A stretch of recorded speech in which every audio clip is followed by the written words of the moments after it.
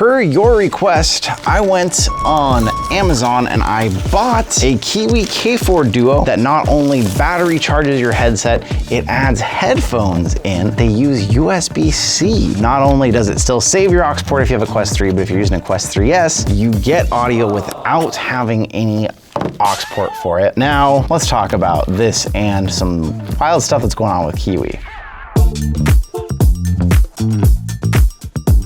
Without giving you any of my feelings on the matter, I want to read to you a quick email. 2 emails. I sent Kiwi, I'm getting tons of comments asking me to test and review your new audio strap, Amazon link. Would you be willing to ship this out to me to review? Same PO box address still, because they have sent me stuff in the past. I said, let me know. If not, that's okay too, because I haven't gotten anything from them in a long time. I thought maybe they weren't sending stuff out or something. I get back, JBrad, we wish you all the best. Thank you for your continued support of our brand and content creation and for sharing your sincere thoughts with our audience. After reviewing your video, no idea what the heck video they're talking about here, we believe that its tone and presentation are not neutral enough and may not be fully consistent with the philosophy and values of our brand. We have decided to take a different direction in future KOL operation. KOL is a term in Asia for like reviewers and stuff. Therefore, we will no longer cooperate or ship with you. Unless authorized by Kiwi Design Brand, please do not use our official video clips, brand clips, or logos in the future to avoid any misunderstandings about the ongoing partnership. You're literally telling me kind of to go F myself, what ongoing partnership? In addition, we kindly ask that you remove or unlist videos about Kiwi design, including the K4 Duo and G4 Max, from your YouTube channel. We believe this is in the best interests of both parties in the future. Of course, we value your work, understand the hardships of content creation, and wish you continued success in your content creation journey. Thank you for your understanding. Warm regards, Kiwi Design Team.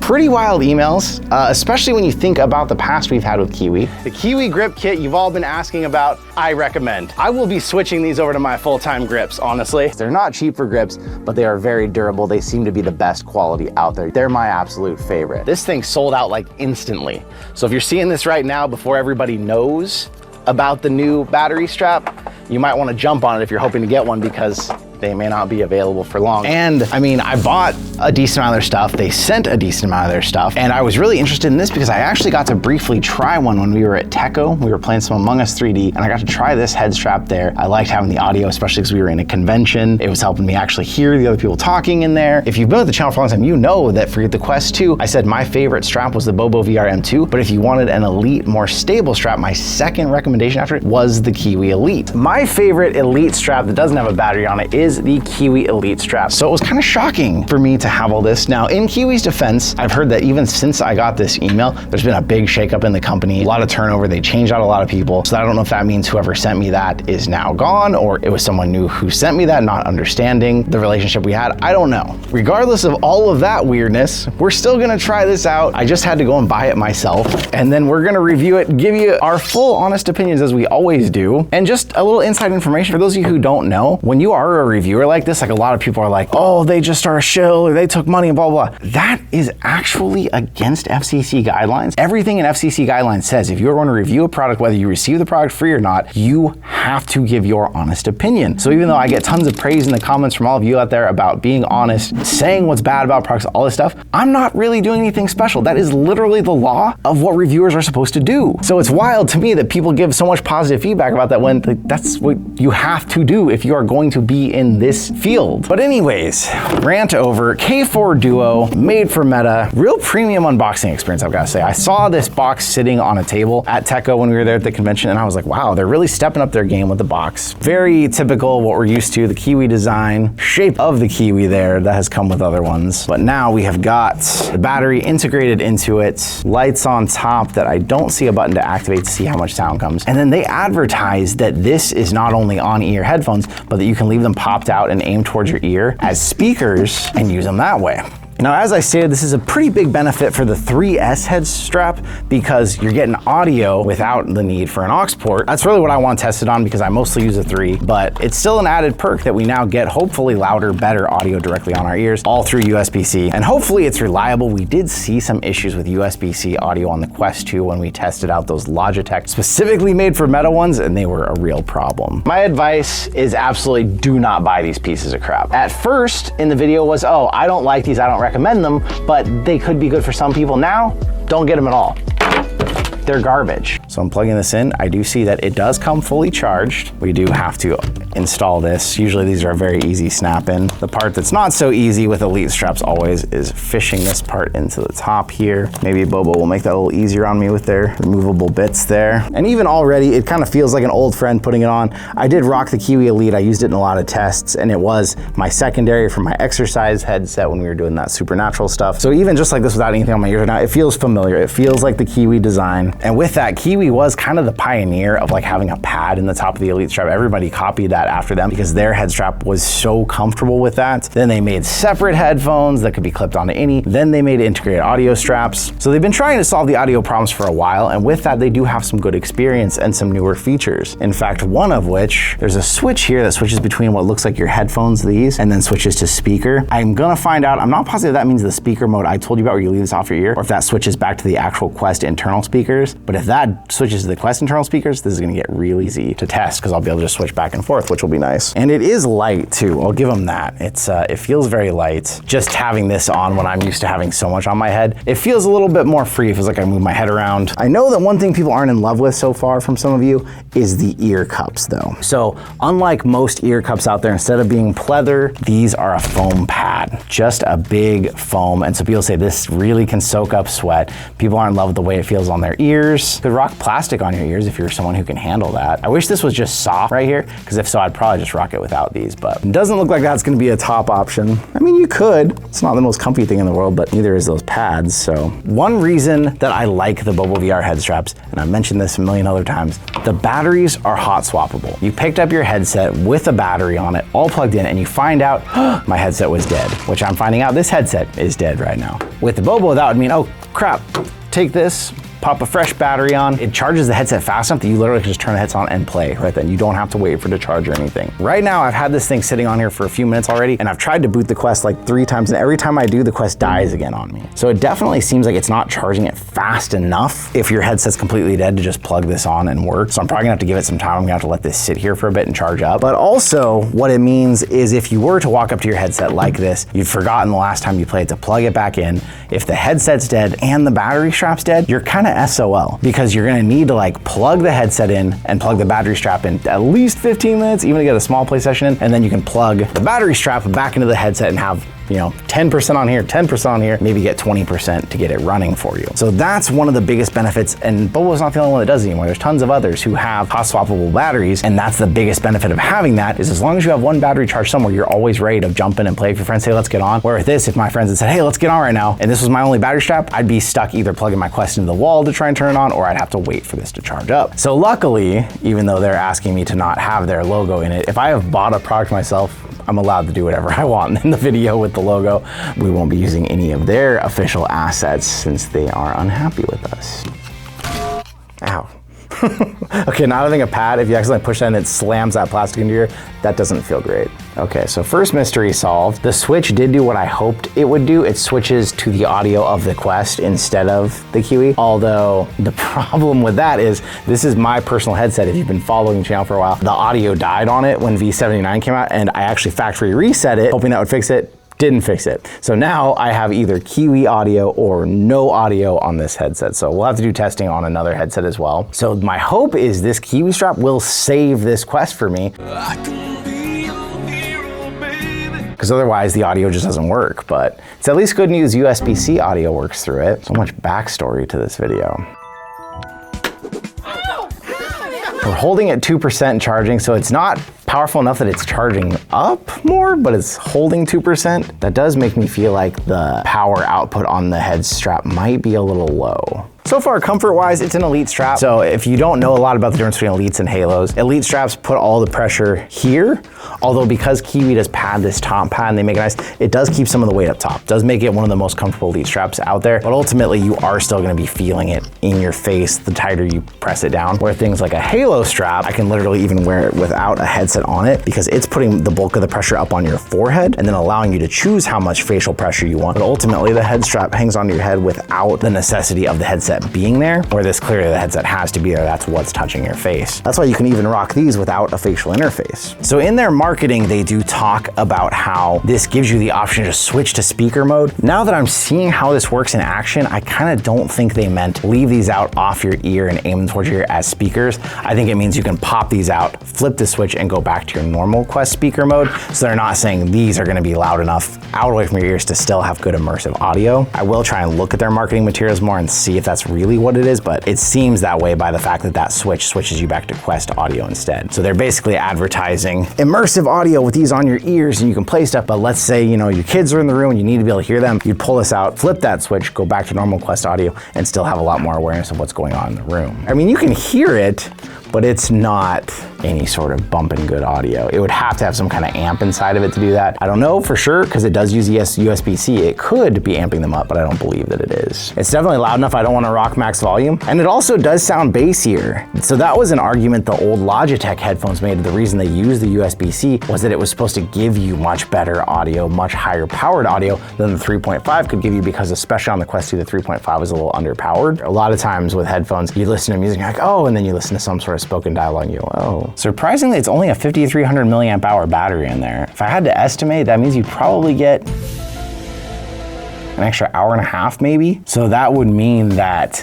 if you've had your Quest 3 since launch like this one is, and the battery has degraded a bit, you know, even at the start, I think the first time I ever tested mixed reality on a Quest 3, I got like an hour and a half. So if you degrade it down to, you know, maybe an hour 20, an hour 15, and you add this on, you're still at best getting under 3 hours of battery life with this on, and unlike other straps, you couldn't swap a battery and keep going. You need to then recharge this thing. Crisp highs, clear mids, and deep penetrating bass. They have made that sound dirtier. All right, listen to the Demio intro, and then we'll take this thing away for some testing.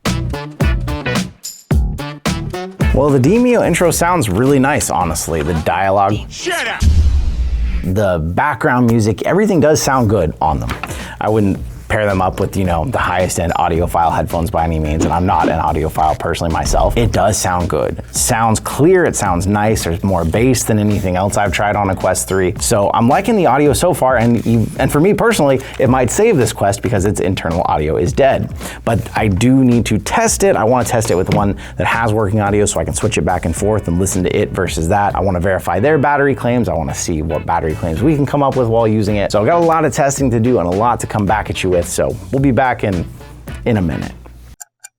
Many days later, we are back, tested this, played it, drained it, charged it, drained it, used it, did all the things. We're gonna start with the cons. You know us, we typically do, because that's the reason you're here. You're trying to figure out if you wanna buy this or not. Biggest con, and if you are someone who's used Kiwi batteries before, you know that this was an issue with other existing ones. After I did the test, I went to check to see if it would do pass-through charging. I charged up the strap and the headset, had them both completely full. This was green, meaning it was full. This was at 4 lights. I unplugged it, I turned off the Quest itself, and I left the whole thing sitting for days to see what would happen, because the old Quest ones discharged if you left them like that. And sure enough, today, the Quest is still at 100% battery, but the strap itself completely discharged. So what does that mean? Why is that a big con? That means that if every time you finish playing, you go plug this in and you leave this plugged in, you're gonna come back to a headset completely charged, because it is pass-through charging also to the headset, and a battery strap that's completely full. But if you plug it in long enough to charge both, and you're someone who doesn't wanna let your power just drain sitting there running it, keeping it on, you've moved the headset, it was only 2 days. You walk away for 2 days, you come back later in that week, you wanna play. If you turned your headset off, your headset's still gonna be full on battery. So luckily this didn't drain out the headset itself, but the battery was already dead, which means that it doesn't have any sort of protection built in that realizes, oh, the Quest is full, I need to stop trying to shove more battery into it. So there's a couple implications there. One, is it damaging your battery, trying to push more juice in it than it can handle over time and just running it out? I don't know that one. Unfortunately, we don't have the equipment to test that, but it means that unless you charge it all up and then you remember, okay, unplug this, turn the headset off, then set it aside during your work week while you're gone, you don't get to play your games, come back on the weekend, then you come back, plug this in, this is charged, this is charged, okay, you're okay. But like most people, you're just gonna leave this thing plugged in, you're gonna plug this in long enough to charge it, you unplug it, you're gonna come back to this thing being completely dead again. So that's probably the biggest and most obvious con of it, and enough for me to say right now, I wouldn't really recommend it. So if you're someone who's always good about doing that stuff, okay, you can leave this thing plugged in all the time, or you can make sure to unplug it every time you charge it, and you will still have a full battery ready to go. Which brings me to my next con, which isn't a big con, but for me personally, it is a con. I got 3 hours, like 3 hours and 1 minute on a completely full charge on the strap and a completely full charge on the Quest itself. Well, I will call that 3 hours exactly, maybe 3 hours and 1 minute, depending on how quickly we got that going. There was a full charge on the head strap, a full charge on the internal battery. 3 hours, not horrible, but not great. I mean, there were people complaining about getting only 3 hours on the Quest 2 without a battery pack. So definitely not the best, since now you'd be stuck. You're screwed. It's completely dead. You'd have to charge it. So yeah, this is a launch Quest. It's getting about 90 minutes. That wasn't even full brightness or full volume on the game I was playing, so it's possible you could get less battery life. And 3 hours is probably more than most of you are playing it. Meta just announced the Goldilocks zone of VR is 20 to 40 minutes, so maybe that doesn't matter to you. But for me, especially with my extra headsets, one of my favorite things to do is have people over. We all play Demio together in a campaign, and those campaigns can last about 3.5 hours. So it's really frustrating to find out as we're getting near the end, we're up at the final boss, everyone's headsets start dying, and I'm running around finding power cables to plug people in. So to me, 3 hours for the price you're paying this battery strap is a little light, and it's shocking to me. This thing is like a 5,300 milliamp hour battery, when I'm pretty sure their Quest 2 one was like 6K. And now it's got the extra drain of having to run these drivers in these speakers, which it's probably not much of a drain, but it's just still kind of shocking that it's like the Quest 3 eats more battery, it goes through more battery, we know that, yet the Quest 3 strap is smaller battery capacity than the Quest 2 one. Maybe that was a size issue. And speaking of size, this thing sticks out a long ways from the back of your head. I was noticing that immediately in my chair. I kept banging this on the back, because I mean, your head, figure your skull's right here. I mean, you're talking at least, I would say 2 inches that it's sticking out from the back of your head. So if you're using this for like sim racing in a chair, you're playing games in a chair, that's gonna be annoying. If you're standing all the time, you'll never notice that. It can lean back comfortably if you can get it up against something just right, but ultimately I just kept banging it on the chair, and I couldn't find a way to adjust the chair right to not be an issue. My last con, and I can't really say that it's a con of this head strap, I'm just so used to a head strap that has a fan on it. I noticed even sitting playing a game, it's summer, I missed that fan immediately. I was just like, oh, I wish there was some airflow going on here. And yeah, you can turn on a fan in the room, you can turn on a ceiling fan or something, but just always having that, I've gotten a little too reliant on it maybe, and going to one without, I just missed it. One last con, and this one's a little weird. I couldn't come to a final conclusion on this. Sometimes when my battery strap died, maybe it keeps some sort of reserve battery, because I was able to continue playing Demio for the next hour and a half on just headset battery and still hear it through these. 1.5 hours is technically 1 hour 37 minutes. The battery pack itself has died. We are on just Quest battery now. But then after the headset was completely dead, after sitting here all weekend, right now, if I try and play audio through these, even with it plugged into the Quest, I don't get any audio until I start charging this back up. So it's weird that that's not consistent, and I can't seem to figure out exactly what it is about it. Maybe there's this reserve battery in here that's only for these. Sometimes you're gonna have no audio though. So if you come back after the weekend, you've left this thing plugged in, this is dead, your whole reason for having them, one of your big reasons for having these is the speakers, you're not gonna be able to use them. You're gonna have to switch back to the Quest ones. So weird that it wasn't a consistent result, but it's definitely kind of a con in my mind that you're having to worry about now losing your audio too. But I mean, there are plenty of pros still. Audio is nice. It's good if you're someone who has like a roommate or something and you don't wanna be disturbing them all the time with your audio on your Quest. This does put it over your ears. It doesn't really bleed out unless you have it maxed out. It does sound way better than the stock speakers do. It sounds better even than some headphones do. They're not the most comfortable pad on your ears. This pad is just kind of that, it's like that scratchy foam. It's almost the same feeling as the foam the Quest 2 facial interface, the stock one had that got recalled. It's that kind of foam that doesn't feel soft to touch. It feels a little bit sandpapery almost. It's that kind of foam, but the audio was good. It is still a comfortable head strap. They've done a good job with the Elite straps over the years. This top pad helps take some of the weight off your face. The way this cups the back of your head is really comfortable and nice. It's sturdy. We've seen that with the Kiwis when we've tested them before. They're pretty strong head straps. They don't tend to want to break on you even over time. The knob, a little bit of play, but when you're actually using it, it feels solid in and out on your head. Maybe if you get on sale for about $100, that's not terrible. I feel like it's a lot for a strap, for any strap at this point, especially one that you can't swap the battery pack, but you aren't just getting a strap. I guess you're also getting headphones. If you look at it that way, the price is okay. I wouldn't say the full price of $160 is fair or justifiable, but at the price of around $100 when it's on sale, it is a pretty good quality head strap that feels good, and so I'd say I can see why it's $100. But ultimately, the biggest con, the fact that it drains itself out, that kind of killed other straps for me. That kills this one. So ultimately, it's a not quite buy. If you already have one and you're loving it, I can see why. There's a lot to love, but ultimately, if you were gonna go buy a strap, I still say the Bobo. And they also have the E3 if you want an elite style that is a Bobo. It doesn't have a fan, but it's an elite and it doesn't do this drain out thing. And you can just swap the batteries off and on whenever you want to with it. So ultimately, that's my take. What's your take? I'd love to know in the comments down below. Do you have this one already? Do you love it? Did you have a Bobo, but you tried this one? Did you like it, or did you stick with the Bobo? Let me know in the comments down below. Ultimately, right now, I would love to see Bobo or someone else, Apexine, maybe just come out with some sort of headphone option for all of us to use. It would be nice to see that. There's just so few choices out there. But let me know what you think down in the comments. I want to say thank you once again for being here with me today, and I'll see you in another reality.